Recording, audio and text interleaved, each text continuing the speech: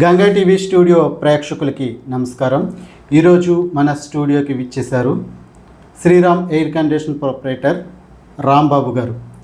ఇప్పుడు ఏసీ ఏ విధంగా వాడాలి, ఎన్ని రోజులకి సర్వీసింగ్ చేయాలి, అసలు ఎలా వాడాలి అనే దాని మీద మనకి అవగాహన కల్పించడానికి మన స్టూడియోకి విచ్చేశారు రాంబాబు గారు. ముందుగా మీరు ఏ ఊరండి మీది, అసలు ఎక్కడి నుంచి? మాది కేపీపాలెం, ఉప్లూరు వారి వెనక మొగల్తూరు మండలం అండి, వెస్ట్ గోదావరి. నేను ఇక్కడ కేపీపాలెంలో ఉంటానండి. ఈ ప్రస్తుతానికి అయితే హైదరాబాద్లో వర్క్ చేస్తూ ఉంటాను నేను ఎక్కువ శాతం. అవును, మీరు మొదటగా ఈ ఫీల్డ్కి ఎప్పుడు వచ్చారు, ఎలా? 2012లో వచ్చానండి. దీనికి ఏమైనా స్పెషల్ కోర్స్ ఉంటుందా చదువుకోవడానికి? కోర్స్ వచ్చేసి ఐటీఐలోని R&D కోర్స్ ఉంటుంది, లేదనుకుంటే ప్రైవేట్గానే టెక్నీషియన్ దగ్గర వర్క్ నేర్చుకోవచ్చండి. 90% టెక్నీషియన్ దగ్గర నేర్చుకుంటేనే ఇది ఉంటుందండి. నేను ఐటీఐ చేసి టెక్నీషియన్ దగ్గర వర్క్ నేర్చుకున్నాను. ఎన్నాళ్ళు నేర్చుకున్నారు?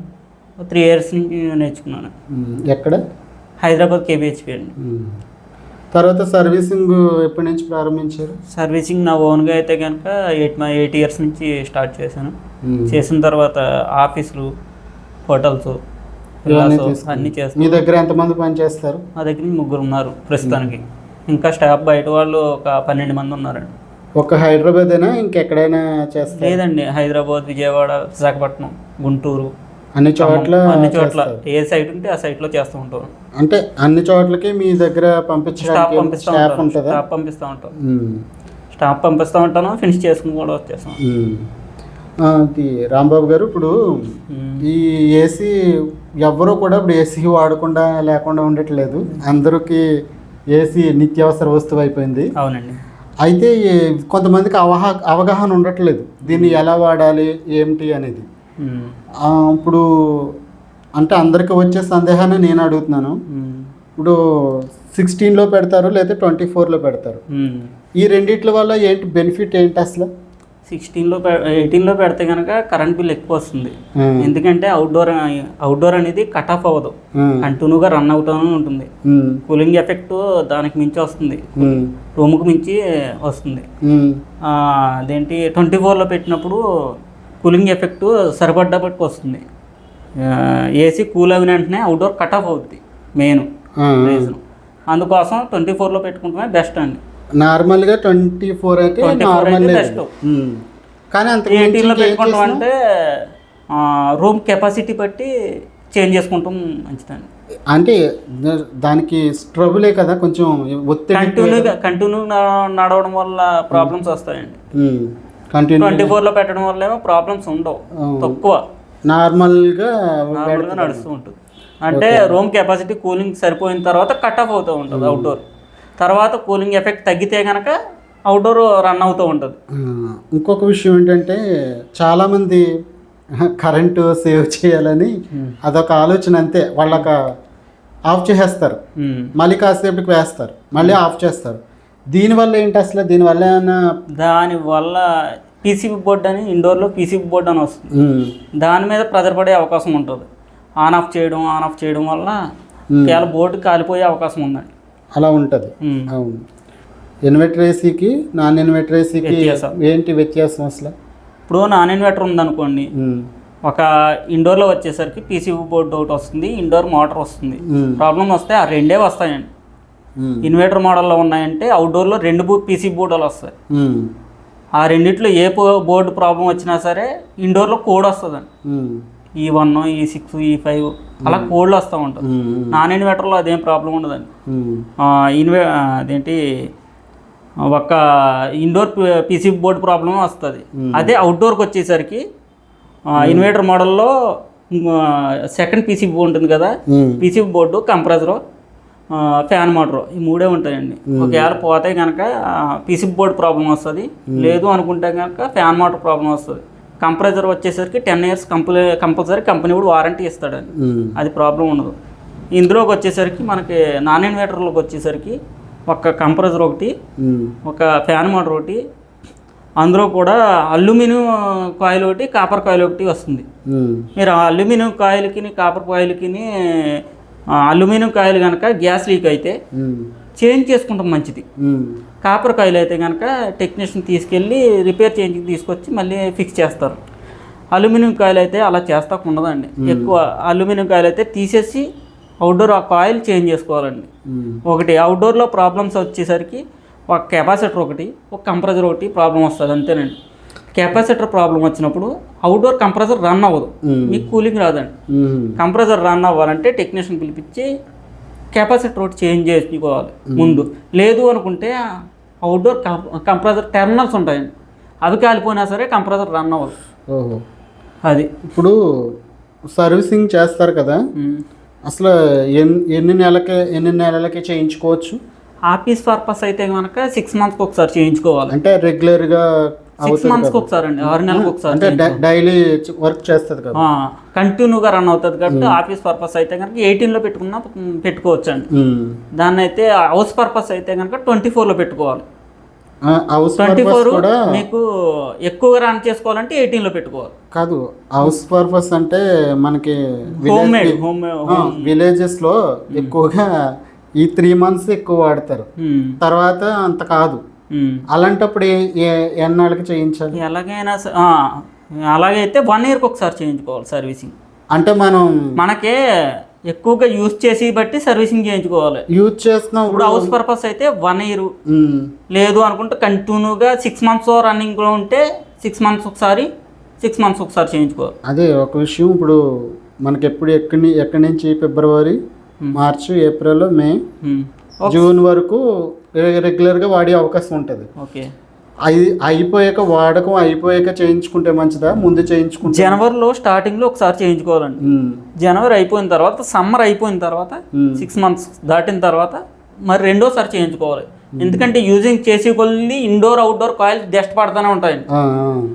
ఇండోర్లో వచ్చేసరికి ఇంట్లో ఉన్న డస్ట్ మొత్తం తీసుకుని కూలింగ్ చేస్తూ ఉంటుంది. ఆ డస్ట్ కాయిల్కి పడుతుంది, కాయిల్ పడుతుంది మీద బ్లాక్ అవుతుంది. బ్లాక్ ఎయిర్ ఫిల్టర్ బ్లాక్ అవుతూ ఉంటుంది. ఎయిర్ ఫిల్టర్ బ్లాక్ అయినప్పుడు ఫుల్గా వాటర్తో సర్వీస్ చేసుకోవాలి. ఒక్కొక్కసారి మీరు ఓపెన్ చేసి కూడా ఎయిర్ ఫిల్టర్ చేసుకునే అవకాశం ఉంది. ఆ ఎయిర్ ఫిల్టర్ బ్లాక్ అయితే కరెంట్ బిల్ ఎక్కువ వచ్చే అవకాశం ఉంది. మెయిన్ కరెంట్ బిల్ ఎక్కువ వస్తుంది, కూలింగ్ డౌన్ అవుతూ ఉంటుంది. కొంతమంది ఓవర్స్ అనుకుంటారు గ్యాస్ పోయింది అనుకుంటారు. కాదండి, గ్యాస్ పోవడం కాదు, డస్ట్ పట్టేయడం వల్ల ఎయిర్ సర్క్యులేషన్ తక్కువ అవుతుంది. అంటే గ్యాస్ పోవడం అనే సమస్య ఎలా వస్తుంది? అది ఇంతవరకు ఇంత కెపాసిటీ ఉండి అక్కడితో ఆగిపోద్దా, మరి వర్క్ని బట్టి ఉంటుందా? ఒక్కొక్కసారి మనం ఫిట్టింగ్ చేసేటప్పుడు ప్లేర్ నట్స్ అనేవి ఉంటాయి, టైట్ లేసి నట్స్, వాటి దగ్గర ప్రాబ్లం ఉన్నా సరే, క్లియరింగ్ సరిగ్గా లేకపోయినా సరే, గ్యాస్ లీకేజ్ ప్రాబ్లం ఉంటుంది స్టార్టింగ్లో. మిడిల్లో వచ్చేసేసరికి సర్క్యులేషన్ అవుతూ ఉంటుంది కదండి. ఇండోర్లో వచ్చేసరికి కూలింగ్ కాయిల్ వస్తుంది, అవుట్డోర్లో వచ్చేసరికి హీటింగ్ కాయిల్ వస్తుంది. అవుట్డోర్లో హీటింగ్ అయ్యి కొలిది, గ్యాస్ సర్క్యులేషన్ అయ్యి కొలిది ఎక్కడో బ్రేజింగ్ చేసిన కాడ, కంపెనీ వాడు బ్రేజింగ్ ఇచ్చిన కాడ లీక్ అవుతుంది అవకాశం ఉంది. లీక్ అయినప్పుడు తీసుకెళ్ళి రిపేర్ చేయించుకోవాలండి. అదే తరచూ రాదండి, ఒకవేళ యూజింగ్ బట్టి వస్తుంది అది. అంటే నాకు ఒక చిన్న డౌట్.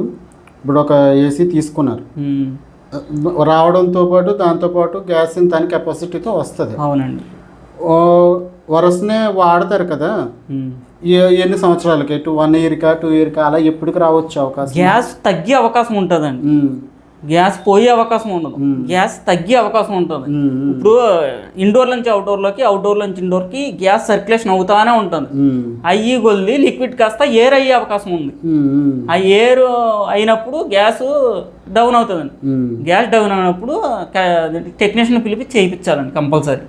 లేదనుకుంటే కంప్రెసర్ బ్లాస్ట్ అయ్యే అవకాశం ఉంది. అదే తరచూ పేలింది కదా, అదేనండి. గ్యాస్ లేకపోయినా, లేదనుకుంటే కనుక వేరే ప్రాబ్లమ్స్ వల్ల అవకాశం ఉంటుంది. గ్యాస్ లేకపోవడం వల్ల, తక్కువ అవడం వల్ల. గ్యాస్ లేదనేది ఎలా తెలుస్తుంది మనకి? ఇండోర్ దగ్గర, అవుట్డోర్ దగ్గర పైపులు వెళ్తాయి కదండి. ఒకవేళ గ్యాస్ మొత్తం లేదు అనుకుంటే, కొంచెం సగం ఉంది అనుకుంటే కనుక 1/4 అని చిన్న పైప్ ఉంటుంది, అది ఐస్ కట్టే అవకాశం ఉంటుంది అంటేనండి. దాన్ని బట్టి అక్కడ ఐస్ గడ్డ కడుతుంటే మనం గుర్తించుకోవాలి, ముందుగా గుర్తించుకోవాలి అంతేగానండి. గమనించి అప్పుడు మనం జాగ్రత్త పడాలి, పిలిపించుకోవాలి. లేదంటే కనుక ఒక్కొక్కటి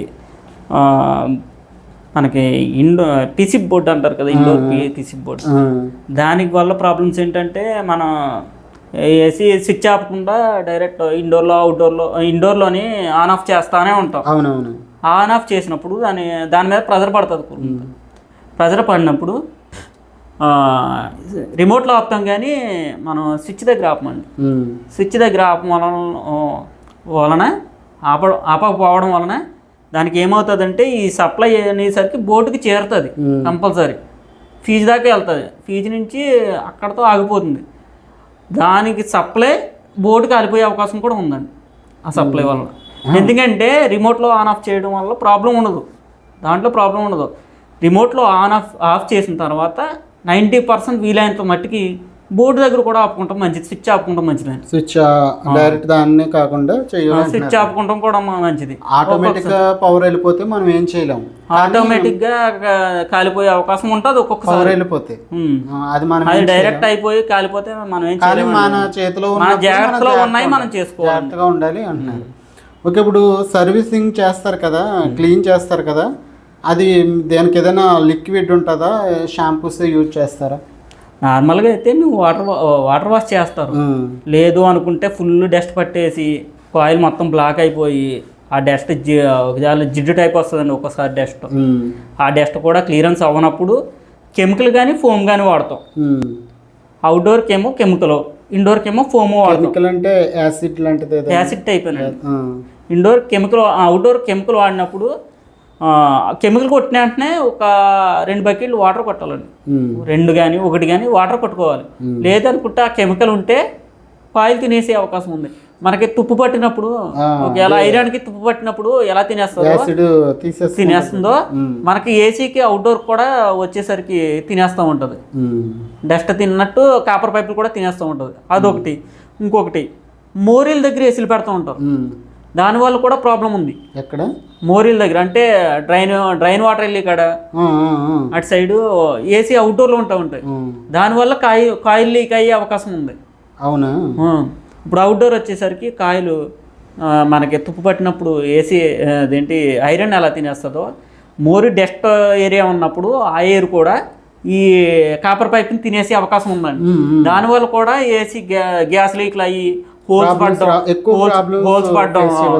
హోల్స్ పడడం కానీ, లేదనుకుంటే కనుక జాయింట్ల దగ్గర బ్రేజింగ్ కొట్టిన కాడ వదిలేయడం కానీ జరుగుతుంది. దానివల్ల కూడా గ్యాస్ లీక్ 90% మోరీల దగ్గర ఉన్న ఏసీలకే వస్తుందండి.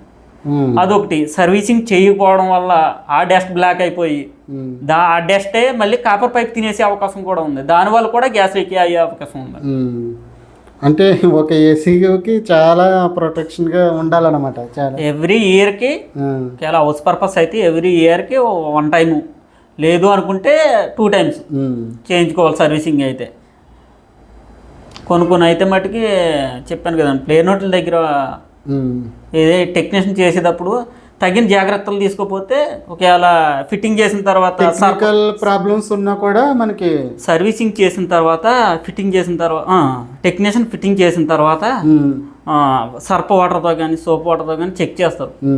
చెక్ చేసిన తర్వాత మైనర్ లీక్లు ఏమన్నా ఉన్నాయనుకోండి ఆ ఫిట్టింగ్ దగ్గర కనపడదు, గ్యాస్ లీక్ అయ్యే ప్రాబ్లం అవకాశం కూడా ఉంది. ఓకే, ఇప్పుడు ఏసీ బ్లాస్ట్ అయిపోయింది రన్నింగ్లో ఉండగానే చాలా వార్తల్లో చూస్తుంటాం కదా మనం.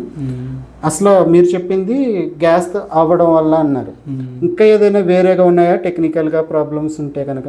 ఉన్నాయండి. రెండో ఆప్షన్ ఏంటంటే మనకి ఇండోర్ నుంచి అవుట్డోర్కి, అవుట్డోర్ నుంచి ఇండోర్కి గ్యాస్ సర్క్యులేషన్ అవుతూ ఉంటుంది. దాంతోపాటు కంప్రెసర్ నుంచి ఆయిల్ కూడా సర్క్యులేషన్ అవుతూ ఉంటుంది. గ్యాస్ లీక్ అయినప్పుడే ఆయిల్ సర్క్యులేషన్ అవుతుంది. క్యాప్లరీ ఫిల్టర్ అని చెప్పి 2 స్పేర్ పార్ట్లు ఉంటాయండి. ఒకవేళ కాయిల్ నుంచి క్యాప్లరీ గ్యాస్ సర్క్యులేషన్ వెళ్తుంది, ఫిల్టర్కి వెళ్తుంది. ఆ ఫిల్టర్ బ్లాక్ అవుతే కనుక బరస్ట్ అయ్యే అవకాశం ఉంటుంది. అది కూడా ఉంది. మరి దాన్ని గుర్తించడం ఎలాగ? ముందు దాన్ని గుర్తించడం ఉండదండి, కొంచెం ఇబ్బంది. గుర్తించడానికి ఆప్షన్లు ఏమి ఉండవండి. ఎంత సుఖం ఉందో దాని కొంచెం అనర్థాలు కూడా ఉంటాయి, జాగ్రత్తగా ఉండాలన్నమాట. ఒకటి ఇంకొకటి ఉమ్, గ్యాస్లో కూడా వేరియేషన్స్ ఉన్నాయండి. ఉమ్, ఇప్పుడు వచ్చిన లేటెస్ట్ మోడల్ అయితే మట్టుకి 41032 ఉమ్, అవి గ్యాస్ వచ్చేసరికి బరస్ట్ అయ్యే అవకాశం ఉంటుందండి. హై ప్రెజర్ ఉంటుంది అది బరస్ట్ అవుతామంటే.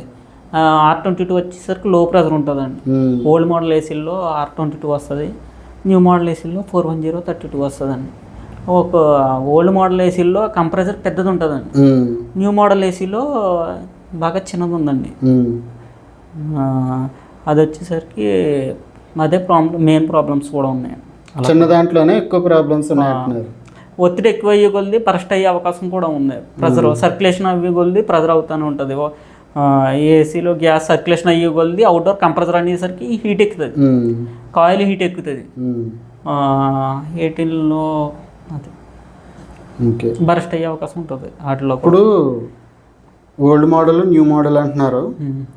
ఇప్పుడు ఓల్డ్ మోడల్కి రిపేర్ వస్తే ఏదైనా ప్రాబ్లం వస్తే మీరు చేయడానికి వాటికి స్పేర్ పార్ట్స్ ఉంటాయి, అవైలబుల్గా ఉంటాయి? అవునండి, ఉంటాయండి, ఎప్పటికప్పుడు అవైలబిలిటీ ఉంటాయి. ఒకటే ఓల్డ్ మోడల్ వచ్చేసరికి నాన్ ఇన్వర్టర్లో అయితే బట్టి కెపాసిటర్ ఒకటి ప్రాబ్లం వస్తే కనుక అది రీప్లేస్మెంట్ చేసుకుంటారు. టర్మినల్ పిన్ అవుట్డోర్లో కంప్రెసర్కి వచ్చేసరికి టర్మినల్ పిన్స్ ఉంటాయి, అవి కాలిపోతే కనుక అవి రీప్లేస్మెంట్ చేస్తారు. టర్మినల్ కాలిపోతే చేస్తాకుండా దానికి కంప్రెసర్ కాలిపోయినట్టే. ఇంకోటి వచ్చేసరికి అవుట్డోర్ ఫ్యాన్ మోటార్ ఒకటి ఉంటుందండి. ఇంకోటి వచ్చేసరికి అవుట్డోర్ కాయిల్ అని వస్తుంది, కాపర్ కాయిల్ అల్యూమినియం కాయిల్ అయితే మటుకి. అవుట్డోర్ కాపర్ కాయిల్ అయితే మటుకి తీసుకెళ్ళిపోయి అవుట్డోర్ తీసుకెళ్ళి రిపేర్ చేయించి తీసుకొచ్చి వేస్తారు. అల్యూమినియం కాయిల్ అయ్యేసరికి ఆ రిపేర్లు చేస్తాక అవ్వదండి, బ్రేజింగ్ అవ్వదు. మెయిన్ బ్రేజింగ్ అయినా సరే ఎక్కడ వస్తూనే ఉంటుంది. ఇంకొక విషయం, ఇప్పుడు ఓల్డ్ మోడల్ స్పేర్ పార్ట్స్ వేసుకుని చేసుకునే కంటే కొత్త తీసుకోవడం బెటరా, లేకపోతే ఓల్డ్ మోడల్ అది బ్రాండ్ అయినా అలా ఉంటుందా? 10 years ఓల్డ్ అయిన ఏ ఏసీ అయినా సరే రీప్లేస్మెంట్ పెట్టుకుంటే మంచిది. కొత్త ఏసీకి వెళ్ళిపోతాం మంచిది. దానికి పెట్టుబడి పెట్టే కన్నా కొత్త దానికి వెళ్ళిపోతాం మంచిదండి. 10 years దాటిన తర్వాత లైఫ్ టర్మ్ అనేది అయిపోతుంది. ఇప్పుడు కొత్త ఏసీకి అనుకోండి, ఓకే అలా లేదు అనుకుంటే 15 నడిచి ఉన్నాయి, ఓకే 20 years కూడా నడిచి ఏసీలు ఉన్నాయండి.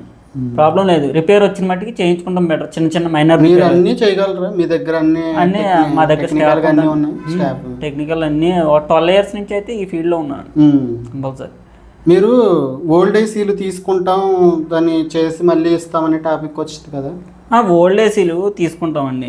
రీప్లేస్మెంట్ కాదు, ఓల్డ్ ఏసీలు మేము తీసుకుంటాము. అవి మోడిఫికేషన్ చేసుకుంటా ఉంటాం, ఫంక్షన్లకి వాటికి ఇస్తూ ఉంటామండి మళ్ళీ రీప్లేస్మెంట్. లేదనుకుంటే కనుక అవే సేల్స్ మళ్ళీ చేస్తాం.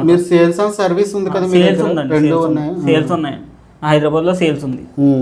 హైదరాబాద్లోనే ఉన్నాయా ఇంకెక్కడైనా?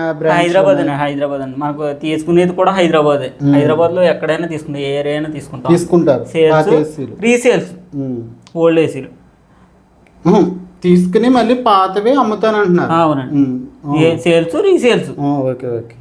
ఇప్పుడు రిమోట్ మనం ఏసీ తీసుకుంటాం, ఓకే. రిమోట్ ఏదైనా ప్రాబ్లం కొన్ని ఇయర్స్ అయిన తర్వాత, కొన్ని సంవత్సరాలకి ఆటోమేటిక్గా రిమోట్ ప్రాబ్లం వస్తుంది.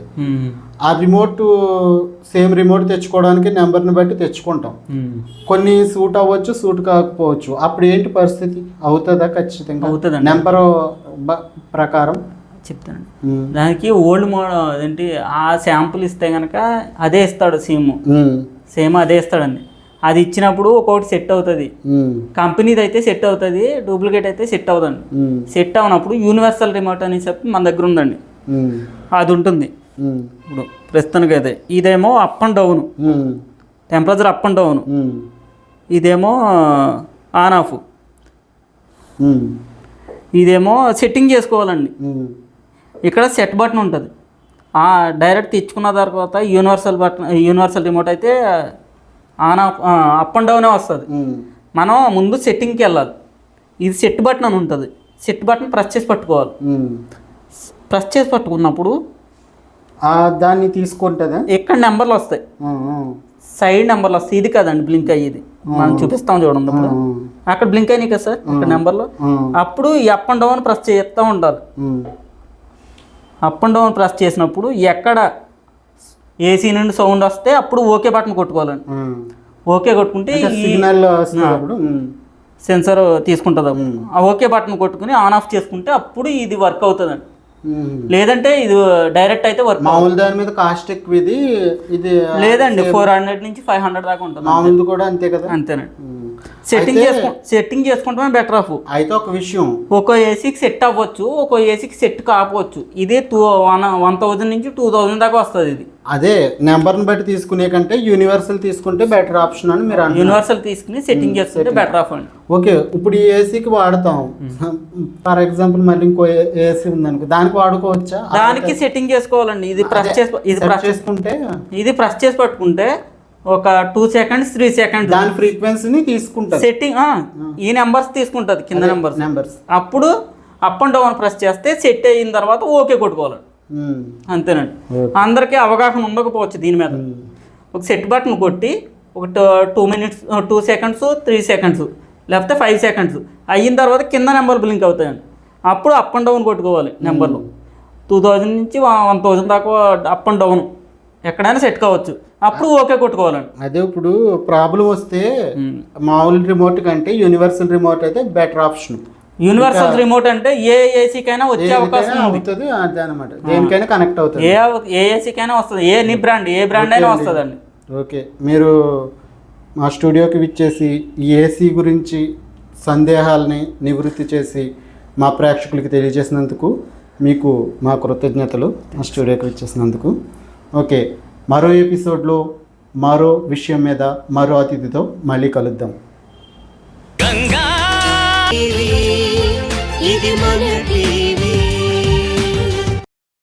ఇప్పుడు గంగా టీవీ నెట్వర్క్ ఛానళ్లు 4. Ganga TV Telugu events, promotions, news.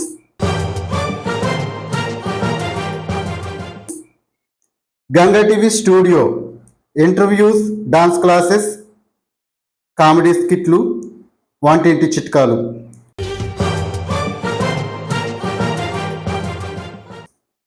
Ganga TV హరివిల్లు మీ పిల్లల ప్రతిభను గుర్తించి విద్యతో పాటు ఆటపాటలను మీకు ప్రతిబింబంలో చూపించే ఒక వేదిక గంగా టీవీ ఓం ఛానల్. పూర్తి ఆధ్యాత్మిక కార్యక్రమాలు, ధర్మ సందేహాలు, ఆధ్యాత్మిక ప్రవచనాలు, పలు ఆలయాల స్థల పురాణాలు.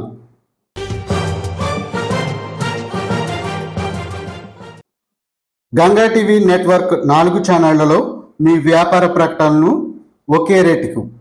గంగా ఇది మన టీవీ.